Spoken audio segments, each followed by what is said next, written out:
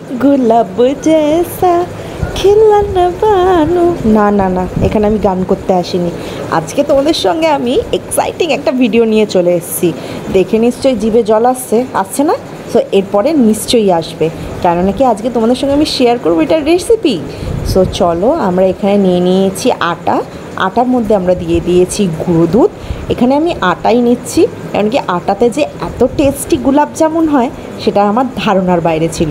তো তাই জন্য আমরা আটা নিয়েছি, তার মধ্যে আমরা পরিমাণ মতন একটুখানি গুঁড়ো দুধ নিয়ে নেবো, নিয়ে ভালো করে এটাকে ভালো করে মিক্সড করে নেবো। আর তার মধ্যে আমরা অ্যাড করব 3 চামচের মতন ঘি। তোমরা চাইলে এর থেকে বেশিও দিতে পারো, কিন্তু কম দিতে যেও না। কম দিলে একটা যে টেস্ট আসে দোকানের মতন, সেই টেস্টটা কিন্তু আসবে না। হ্যাঁ, আমি কিন্তু এখানে বলে দিচ্ছি, আমি কিন্তু পুরো প্রো কুকিংয়ের একদম মাস্টার নই। তাই জন্য আমি যেটুকুনি জানি সেটাই তোমাদের সঙ্গে শেয়ার করার চেষ্টা করি। তাই জন্য হয়তো পুরো দোকানের মতন দেখতে গোলাপ জামুনগুলো হয়নি, বাট হেভি টেস্ট হয়েছিল। সো এটাকে আমরা ভালো করে মেখে নিলাম। এই 3টে জিনিসকে, আটা, গুঁড়ো দুধ আর ঘিকে ভালো করে মেখে ময়ন দেওয়ার মতন করে নিলাম। দিয়ে এর মধ্যে আমরা অ্যাড করব দুধ, এমনি লিকুইড দুধ। তোমরা যদি দেখো যে ঘরে তোমাদের লিকুইড দুধ নেই, তো যদি গুঁড়ো দুধটাই থাকে, ওই গুঁড়ো দুধটার মধ্যে সামান্য একটু জল দিয়ে লিকুইড গুঁড়ো দুধ করে লিকুইড দুধ করে নিও আর কি, দিয়ে সেটাকেই অ্যাড করতে পারো তোমরা। কোনো অসুবিধা হবে না, টেস্টেরও কোনো কোনো প্রবলেমই হবে না। আর এর মধ্যে একটা জিনিস আমি স্কিপ করে গেছি, তোমরা চাইলে দিতে পারো, টেস্ট আরও একটু বেশি হবে। সামান্য একটু 1 চিলতে নুন দিয়ে দিলে না হেভি টেস্টের আর কি, আরও দ্বিগুণ টেস্ট বেড়ে যাবে। সো এইগুলোকে ভালো করে আমরা মেখে নেব ভালো করে, যেমনভাবে ঘরে তোমরা আটা মাখো না, ঠিক দুধটাকে অল্প অল্প করে দেবে এবং আটা মাখার মতন এটাকে ভালো করে মেখে একটা খুব নরমও না খুব শক্তও না, এমন একটা ডো তৈরি করে নেবে। সো দেখতেই পাচ্ছ ডোটা কেমন হয়েছে, তোমাদের সঙ্গে ভালো করেই শেয়ার করে দিলাম আমরা।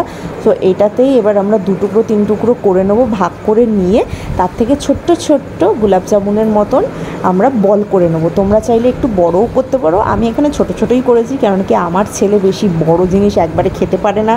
তো ওর জন্যই, বিশেষ করে ওর কথাই মাথায় রেখে একটুখানি ছোটো ছোটো করেছি। আর এই ফার্স্ট টাইম যেহেতু এটা আমি করছিলাম, তো তাই জন্য একটুখানি মনে ভয়ও ছিল, তাই মায়ের সাহায্য নিয়েছি।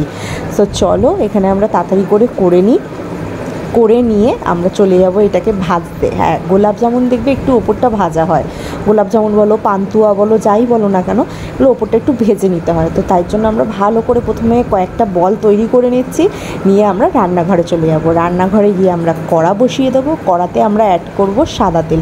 তোমরা যদি খুব টেস্টি করে খেতে চাও, তো সাদা তেলের সঙ্গে সামান্য একটু ঘিও অ্যাড করে দিতে পারো, তাহলে কিন্তু টেস্টটা আরও দ্বিগুণ হয়ে যাবে। তাই যে ঘিয়ের যে গন্ধটা, ওটাই একবারে তোমাদের মাত করে দেবে। তো যাই হোক, আমি অত ঘিয়ের দিকে গেলাম না, যেহেতু এটার মধ্যে ময়ন দেওয়ার ইয়েতেই ঘি দেওয়া ছিল, তাই জন্য গেলাম না। এবার মিডিয়াম আঁচে আমরা এটাকে রেখে, যেমন সিঙ্গারা ভাজে তেলটা খুব গরম না করে, একদম পুরো ঠান্ডাও তেল না রেখে, মোটামুটি একটা মিডিয়ামে তেল রেখে আমরা এটাকে এক এক করে ভেজে নেব। তোমরা পুরো যখন ভাজার আর কি প্রসেসটা করবে, সেটা কিন্তু মিডিয়াম আঁচে রেখেই করবে। মিডিয়াম আঁচে রেখে বাইরেটাকে ভালো করে আস্তে আস্তে লাল কোট করে একটুখানি সময় নিয়ে ভাজবে। ভেতরটা পুরোপুরি শক্ত হবে না, আবার পুরোপুরি নরমও থাকবে না, তেমনভাবে ভেজে নেবে। কারণ কি ভেতরটা যদি পুরোপুরি খাস্তা নরম শক্ত কচুরির মতন হয়ে যায় না, তখন যেটা তুমি এরপরে যে রসে দেবে, তখন রসে দিলে কিন্তু ওটা ভালো করে ফুলবেও না, আর ভেতরটা সেই খাস্তাপান একটা রয়েই যাবে। তো তাই জন্য আমরা ভালো করে দেখেছো, এই বকবক করতে করতে ভাজাও হয়ে গেছে।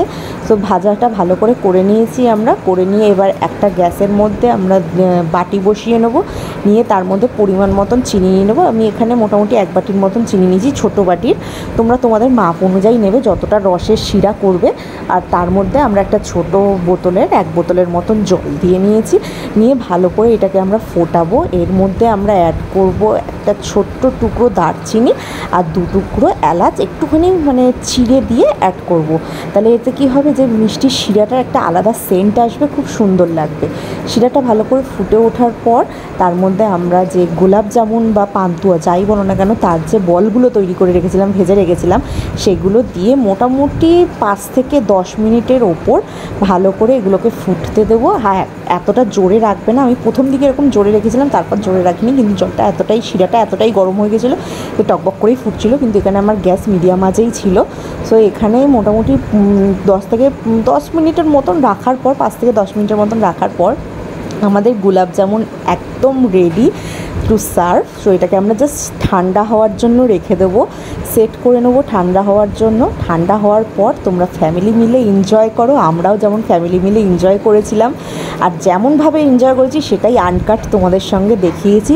তো কেমন হলো বাড়িতে অবশ্যই ট্রাই করো আর আমাদের জানিও। সো যদি ভালো লাগে একটা লাইক শেয়ার তো পাবোই অবশ্যই।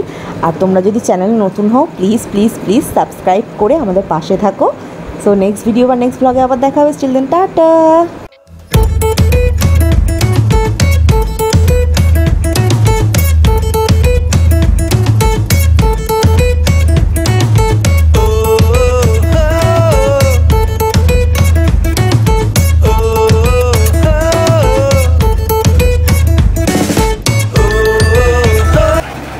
চলো একবার টেস্ট করানো যাক।